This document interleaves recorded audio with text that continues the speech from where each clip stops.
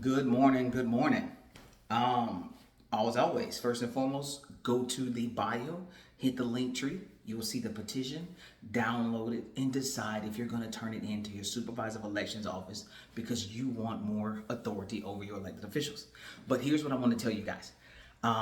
Clearly, I was bothered by the question of what am I doing that's tangible. So I wanted to be clear on something. Here is the criteria for running for governor of Florida. You must be at least 30 years old at the time of assuming office. Must be a Florida resident for at least 7 years before the election. Must be a U.S. citizen and a registered voter in Florida. That's the criteria. That's anybody. That's any citizen. That is the power of the Constitution.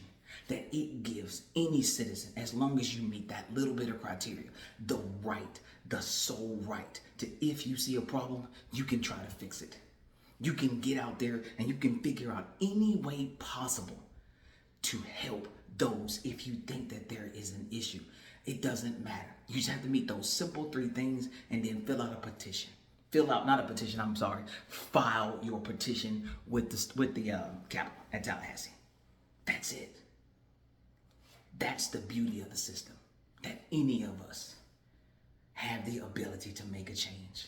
So everything else, well, you're not qualified because you didn't graduate. It doesn't say you have to graduate high school. It doesn't say you have to go to college. It doesn't say you have to be an activist. It simply allows you to do it because it was meant for people. It was meant for citizens to always have a pathway to correct deficiency. That's why I want to run for governor. Like more and more, the desire to run. It was initially because I realized that immunity was a problem. Go back to my very first videos, you'll see me say it. Go back to my very first videos. I realized that judicial immunity was like a cancer. And it started to feed my understanding that I needed to do something different. That we needed to see something different because this level of immunity was going too far. And then it started to evolve. Then I started really paying attention. Like when I was in the military, like there were so many rules about not being a part of or not being able to openly endorse certain ideals or certain candidates because you were in the military. So you had to be very careful. And you know they can finagle wording that would easily put you in violation. So a lot of military members, like they do run the gauntlet when they want to speak out, especially the ones in uniform. They do run the gauntlet. We citizens have always right now have the opportunity to make a difference. Every citizen, as long as you meet those requirements. That's it.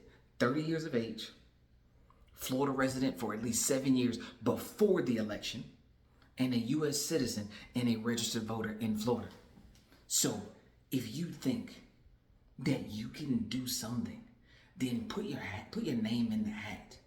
There will always be people that won't recognize you. Like there's something small that bothered me. So I won't act like I'm not human. I do get bothered. The candidate for the 21st district, Mr. Bernard, I know that he knows that I'm running for governor. He has a more intimate relationship with one of the people that was asking me questions. But her first statement to me was, I don't know you. Well, of course you don't know me because I don't know you either. I have been out here trying to get citizens to network. If you believe you deserve more say-so, then tell somebody that you're backing your candidate. If you believe in what your candidate is saying, then tell somebody. But if we were to speak and I were to meet somebody who knows you and they're intimately know you, like you guys speak often, and they don't know who you support, then it says that you're not pushing who even you support. This is an internal question that must be answered and must be asked. Are you supporting your candidate? Are you pushing for your candidate? I'm not talking about all these people that come online and let's be realistic. The sole reason The sole reason that I like to meet people in person is because I need you to know I'm not AI. That's it. I need you to believe that I'm a real person. So I don't change my policy. My stance is legislative authority for citizens. That's my policy. When you explain that out, very simple layman's terms, he wants to give us more power as citizens over elected officials. Is there anything else he wants to do? Let's just stop right there. There's nothing else that I care that he does. Because if he gives us more power over elected officials, we also have power over him. He's going to address a root cause problem. So even if any of our elected officials go far left or far right, citizens can bring them back centered. Does that even make sense? That citizens can bring you back centered. So that we can figure this out.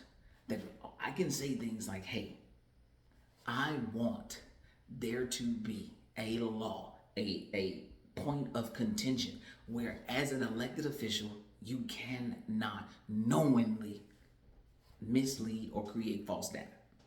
I want that to be a law. I would want at minimum 51% of citizens, because that's the majority, to agree that, yeah, the stuff that comes out my elected official's mouth needs to be backed by facts. That's it. That's why I do a lot of reading. That's why I do a lot of research. I didn't want this to be long. I'm about to get out here. As y'all can see, I did my little morning walk, so I'm sweating a little bit, but I wanted to just make sure that you knew that it's open for all of you. It's open for every citizen. But if you don't want to and you believe in the person and you believe not in the person, because I did a video back then where I said, you need to believe in my ideal more than me. You need to believe that citizens deserve a place at the table more than you believe in me. Because this is far beyond the person. This journey, it's far beyond me. It's doing it so we never have to not be able to center our representatives again. And right now, we're just going to talk about the Republican and Democrats, that they are divided. And it's going to take citizens to center them back out. So thank you for your time. Thank you for your support. And remember, reach one, teach one. Tell somebody about me. Tell somebody about the ideal. And tell them, hey, you need to pull this down right now so we can go to the Supervisor of Elections office and turn this petition in and give this ideal for citizens a fair chance. You guys have a great day.